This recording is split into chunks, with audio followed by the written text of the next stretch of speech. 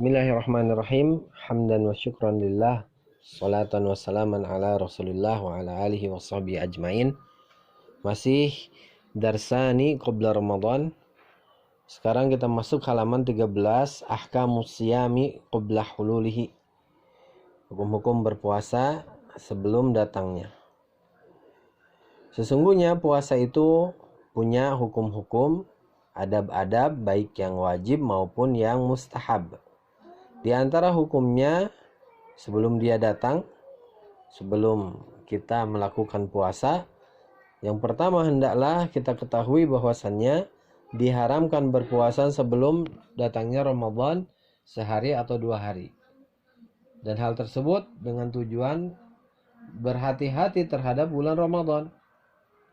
Kan tetapi orang yang kebiasaannya berpuasa dan bertepatan dengan sehari atau 2 hari sebelum Ramadan tersebut dan tidak bermaksud untuk memang berhati-hati di bulan Ramadan, maka tidak mengapa baginya. Seperti orang yang berpuasa Senin Kamis lalu bertepatan dengan akhir bulan Sya'ban, atau orang yang berpuasa dengan puasa yang wajib seperti puasa nadar, kafarat, puasa qadha Ramadan yang sebelumnya, maka ini boleh juga ya melakukan 1 hari atau 2 hari berpuasa sebelum bulan Ramadan. Ini berdasarkan hadis yang sahih dalam kitab Sahihaini dari hadis Abu Hurairah radhiyallahu anhu dari Nabi sallallahu alaihi wasallam bahwasanya beliau bersabda, la yataqaddamanna ahadukum ramadhana bisawmi yaumin aw yaumaini. Janganlah salah seorang di antara kalian mendahului bulan Ramadan dengan berpuasa sehari atau 2 hari sebelumnya, illa an yakuna rajulun kana yasumu saumahu, kecuali seseorang yang terbiasa dengan saumnya, falyasum dzalikal yaum, maka boleh dia untuk saum pada hari tersebut. Ini lafaz miliknya Imam Al-Bukhari. Dan lafaz milik Imam Muslim, la taqaddamu ramadhana bisawmi yawmin wala yawmaini illa rajulun kana yasumu sawman falyasumhu. Janganlah kalian mendahului bulan Ramadan dengan berpuasa sehari atau 2 hari sebelumnya, kecuali seseorang yang dia terbiasa berpuasa, maka silahkan dia saum. Juga berdasarkan riwayat yang datang dari hadis Ammar bin Yasir radhiyallahu anhu dari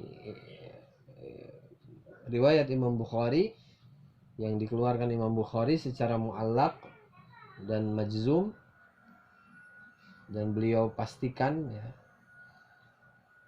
Tapi dalam riwayat Ashabus Sunan dia dimausulkan dengan ada sanadnya, mu'allaq tanpa sanad, tapi beliau majzumkan oleh Imam Bukhari, sedangkan Ashabus Sunan memausulkannya, menyebutkan sanadnya, menyambung sanadnya.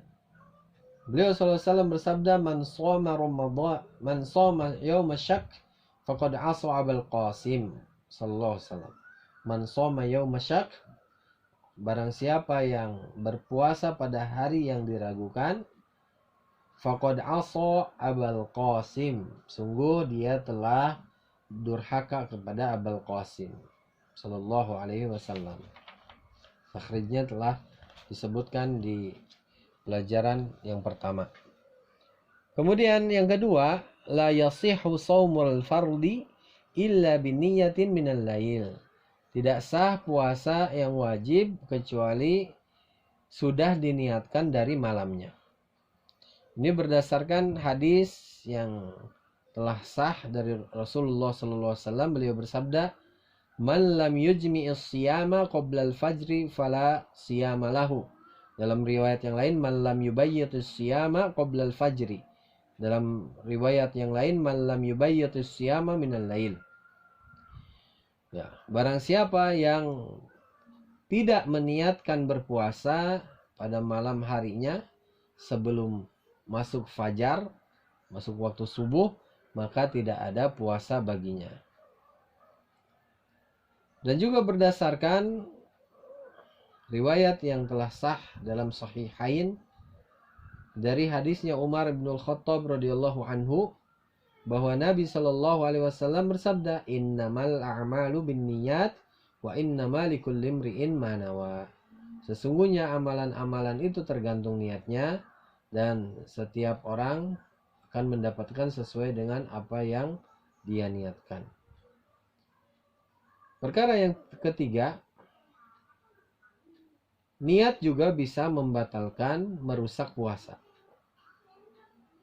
Maka barang siapa yang berniat berbuka dari puasanya, dia telah berbuka darinya, dan juga rusak puasanya. Ini menurut pendapat yang paling kuat dari dua pendapat ulama. Karena puasa merupakan ibadah. Di antara syaratnya apa? Niat. Ya, niat pada setiap bagian-bagian ibadah. Maka apabila seseorang berniat untuk memutuskan ibadah tersebut, maka rusaklah ibadah tersebut dengan niat keluar darinya. Dan hilang hakikat dari ibadah juga hukumnya. Maka rusaklah puasa, ya, karena telah hilang syaratnya. Berdasarkan hadis, "Innamal a'malu binniyat wa innamal likulli imri'in ma nawa." Ya, maka amalan-amalan itu dibangun di atas niat. Dan amal-amal dianggap karena adanya niat. Ya. Dan niat tersebut merupakan perkara yang bisa membuat sah atau tidaknya amal. Nah, beliau menutup dengan nas'alullaha an yarzuqanal ikhlasa fil a'mali wa husnal qasdi fi ma na'ti wan nadhur wasalahan niyati wal amala wasalahan niyati wal amali wasidqi fil aqwal wasidqa fil aqwali wal a'mali innahu jawadun karim. Wa sallallahu wasallam ala nabiyyina Muhammadin wa ala alihi washabihi ajmain.